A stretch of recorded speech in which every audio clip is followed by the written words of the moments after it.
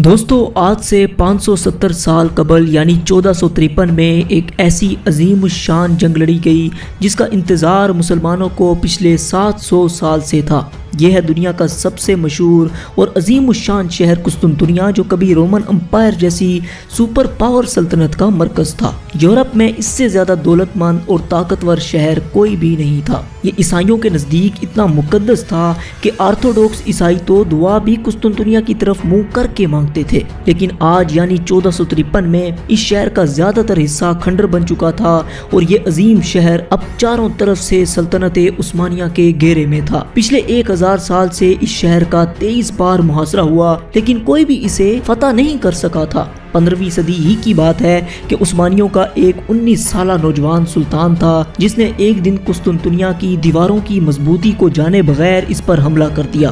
اس نے دیواریں توڑنے کے لیے ایک نئے ہتھیار کا بھی بھرپور استعمال کیا، لیکن وہ بری طرح ناکام رہا اور اس کی بہادری کسی کام نہ آئی۔ پھر یہ نوجوان مرتے دم تک کنسٹینٹینوپول یعنی قسطنطنیہ کی فتح کا خواب پورا نہ کر سکا۔ بالآخر اسی کی ناکامی سے سبق حاصل کر کے آخر کس نے قسطنطنیہ کی اینٹ سے اینٹ بجا ڈالی؟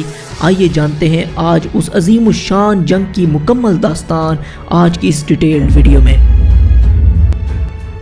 دوستو، قسطنطنیہ کی دیواروں پر سب سے پہلے گولوں کی بارش کرنے والا سلطان عثمانی سلطان تھا جس کا نام سلطان مراد ثانی تھا، جس نے 1421 میں تخت سنبھالا اور پھر اگلے ہی برس یعنی 1422 میں اس نے قسطنطنیہ کا محاصرہ کر لیا۔ اس کے پاس اس وقت کا سب سے جدید ترین ہتھیار یعنی توپیں بھی تھی۔ اس نے قسطنطنیہ کی دیواروں پر اتنے گولے برسائے کہ آپ اس کا اندازہ یوں لگائیں کہ صرف ایک ٹاور پر 70 گولے گرے۔ شہر کی فتح کا خواب دیکھ کر آنے والا سلطان مراد قسطنطنیہ کی دیواروں کو ریزہ ریزہ کر دینا چاہتا تھا، لیکن پھر اسی کے بھائی مصطفیٰ نے، جو اس وقت حمید کا گورنر تھا، اس نے رومی شہنشاہ کے اشارے پر بغاوت کر دی۔ سلطان کو مجبوراً محاصرہ ختم کر کے بھائی کے ساتھ جنگ کرنی پڑی۔ اس جنگ میں اس کا بھائی تو مارا گیا، مگر پھر کبھی بھی سلطان مراد اپنے مرتے دم تک قسطنطنیہ پر حملہ نہ کر سکا۔ لیکن پھر باپ کی ناکامیوں سے سبق حاصل کیا اسی کے بیٹے سلطان محمد، جس کو سلطان محمد فاتح کے نام سے آج دنیا جانتی ہے، جو اپنے باپ کی غلطیاں نہیں دہرانا چاہتا تھا۔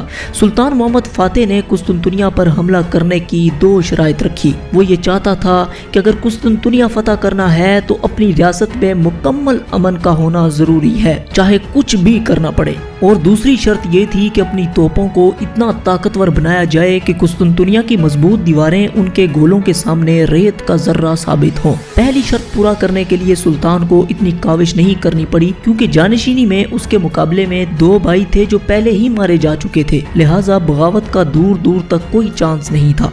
لیکن سلطان کی ایک سوتیلی ماں کا 1 سالہ بیٹا احمد ابھی بھی زندہ تھا۔ بظاہر تو یہ 1 سال کا بچہ سلطان کا کچھ نہیں بگاڑ سکتا تھا، مگر سلطان یہ جانتا تھا کہ اگر قسطنطنیہ کو فتح کرنا ہے تو ریاست میں مکمل امن ضروری ہے، چاہے کچھ بھی ہو جائے۔ یہ بچہ ابھی نہیں تو کل مستقبل میں سلطان کے لیے خطرہ بہرحال تھا، لہٰذا سلطان کے کہنے پر ایک سپاہی نے اسے پانی میں ڈبو کر مار دیا اور اگلے دن سلطان نے اس سپاہی کو بھی قتل کروا دیا۔ اب تمام ریاست کے وارثوں کا خاتمہ ہو چکا تھا اور سلطان نے آس پاس کی ریاستوں کے ساتھ بھی امن معاہدے کر کے جنگ کا امکان بھی ختم کر دیا۔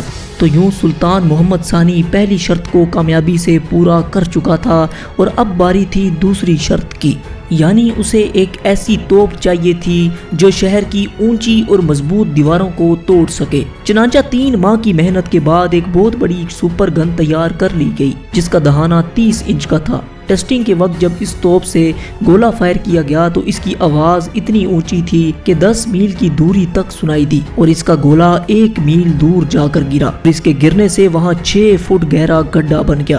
سپر گن کا تجربہ کامیاب رہا تھا اور سلطان کی من پسند توپ اب تیار ہو چکی تھی۔ اس کے بعد بھی کافی توپیں تیار کی گئیں، لیکن کسی کا بھی سائز سپر گن جتنا بڑا نہیں تھا۔ اب سلطنت میں مکمل امن بھی تھا اور توپیں بھی تیار کر لی گئی تھی، یعنی قسطنطنیہ پر حملہ کرنے کی دونوں شرائط سلطان کے نزدیک پوری ہو چکی تھی۔ جنگ میں اب تاخیر کی کوئی وجہ نہیں بچی۔ سلطان محمد ثانی، جس کے سلطان بننے پر نہ صرف قسطنطنیہ بلکہ پورے یورپ میں مبارکبادیں دی گئی تھیں کہ دنیا کی ایک بہت بڑی طاقت یعنی سلطنت عثمانیہ کے تخت پر ایک کمزور اور ناسمجھ سلطان بیٹھ گیا ہے۔ وہی سلطان اب قسطنطنیہ کو فتح کرنے کے لیے جنگ کی تیاری شروع کرنے والا تھا۔ اس کا وزیر خلیل پاشا اسے بار بار سمجھا رہا تھا کہ قسطنطنیہ پر حملہ نہ کیا جائے، کیونکہ شہر پر حملہ کیا تو پورا یورپ ان کے خلاف بڑی صلیبی جنگ تیار کر سکتا ہے۔ مگر سلطان سکندر اعظم کو اپنا آئیڈیل مانتا تھا اور اپنا خواب پورا کرنے کے لیے کچھ بھی کر سکتا تھا، اور اپنا خواب پورا کرنے کا عزم کر چکا تھا۔ لہٰذا پوری سلطنت میں قاصد بھیج دیے گئے اور تمام امیروں کو فوجیں لے کر ایڈرین کی طرف آنے کا حکم دے دیا گیا۔ یوں دیکھتے ہی دیکھتے سن 1453 کے موسم بہار تک 2 لاکھ کا ایک بڑا لشکر عثمانی دارالحکومت ایڈرین میں جمع ہو گیا۔ دوسری طرف یہ خبر اب قسطنطنیہ میں بھی پہنچ گئی۔ اس وقت قسطنطنیہ کا حکمران کانسٹنٹائن 11 تھا۔ ناظرین، تاریخ کی ستم ظریفی دیکھیں کہ 1000 سال قبل جس نے یہ شہر فتح کیا تھا اس کا بھی نام کانسٹنٹائن ہی تھا، لیکن تاریخ میں ذکر ملتا ہے کہ کانسٹنٹائن 11 ایک بہادر اور آخری سانس تک لڑنے والا حکمران تھا، لیکن شہر کی حفاظت کے لیے صرف بہادری کسی کام کی نہیں تھی۔ کانسٹنٹائن کے پاس گنی چنی 8000 کے لگ بھگ فوج تھی، اور ان میں سے بھی 5000 سپاہی اس کے اپنے ہی شہر سے تھے اور باقی کے 3000 سپاہی دور دراز کے علاقوں سے آئے تھے۔ آپ کے ذہن میں سوال اٹھ رہا ہوگا کہ آخر کس بیس پر کانسٹنٹائن سلطان کی 2 لاکھ پر مبنی فوج کا مقابلہ کرنے جا رہا تھا؟ بظاہر تو یہ جنگ ون سائیڈڈ دکھ رہی تھی، لیکن حقیقت میں کانسٹنٹائن 11 کو بہت سے ایڈوانٹیجز حاصل تھے جو عثمانیوں کی 2 لاکھ کی فوج کے پاس بھی نہیں تھے۔ پہلا ایڈوانٹیج تو یہ تھا کہ کانسٹنٹائن کو جنگ کھلے میدان میں نہیں بلکہ شہر کی مضبوط اور محفوظ دیواروں کے پیچھے لڑنا تھی۔ اس کے سپاہی شہر کی دیواروں پر چڑھ کر نیچے کھڑے عثمانی ترکوں پر تیروں، پتھروں اور گولوں کی بارش کر سکتے تھے، اور جبکہ عثمانی فوج انہیں صرف تب ہی نقصان پہنچا سکتی تھی جب وہ دیواروں پر چڑھ جائیں، جو کہ اس وقت تقریباً ناممکن تھا، جس کی ایک بہت بڑی وجہ تھی۔ آپ ذرا شہر کی دیواروں کا سٹرکچر دیکھیے۔ سب سے پہلے 50 فٹ چوڑی اور 20 فٹ تک گہری ایک خندق ہے جس میں پانی بھرا ہوا ہے۔ اس کے بعد ایک چھوٹی دیوار تھی اور اس کے پیچھے ایک اور بڑی دیوار تھی، اور پھر آخر میں ایک نہایت بلند دیوار جس کی بلندی 50 سے 100 فٹ کے درمیان تھی۔ یہ آخری دیوار 4 میل تک پھیلی ہوئی تھی اور انہی دیواروں پر کھڑے ہو کر سپاہیوں نے حملہ کرنا تھا۔ یہ ہیں قسطنطنیہ کی مضبوط دفاعی دیواریں جن کو عبور کرنے کے بعد ہی عثمانی شہر کے اندر داخل ہو سکتے تھے اور شہر کو فتح کر سکتے تھے، اور انہی دیواروں کو چڑھتے چڑھتے ماضی میں لاکھوں کی فوج ختم ہو جایا کرتی تھی۔ شہر کے باقی 3 طرف سمندر تھا، ایک طرف تھا سی آف مارمرا اور دوسری طرف آبنائے بوسفورس اور تیسری طرف گولڈن ہارن، یعنی تینوں طرف پانی تھا۔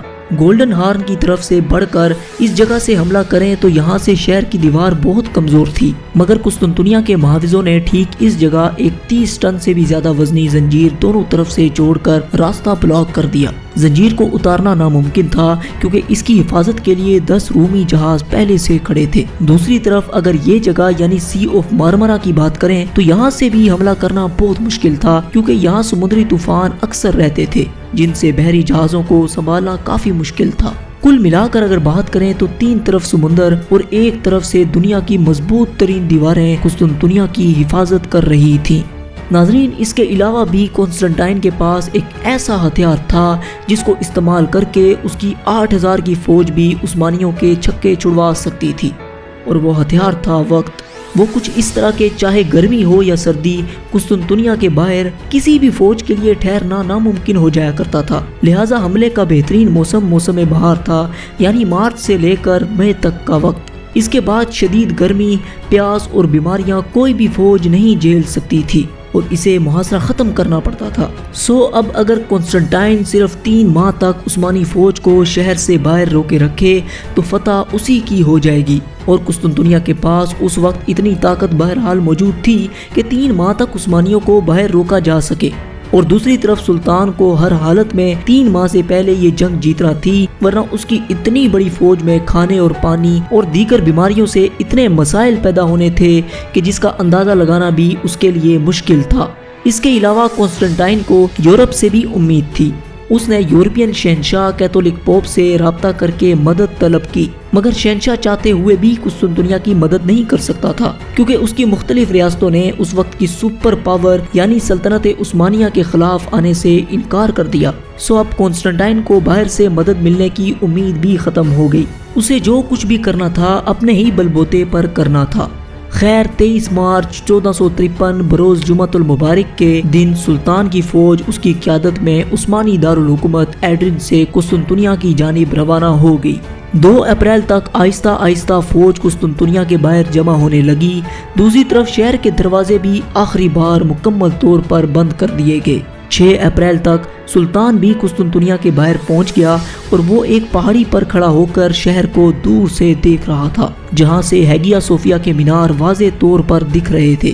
سپاہی آپس میں ایک دوسرے کو کہتے پھر رہے تھے کہ اس چرچ کے تہخانوں میں بہت بڑا خزانہ دفن ہے جو ان کے حصے میں آئے گا، مگر سلطان بہت باریکی سے شہر کی دفاعی پوزیشنز کو دیکھ رہا تھا۔ اس نے اپنا خیمہ بھی شہر کے بالکل عین سامنے نصب کر دیا، اور یہ وہی جگہ تھی جہاں 31 سال قبل اس کے والد نے اپنا خیمہ نصب کیا تھا۔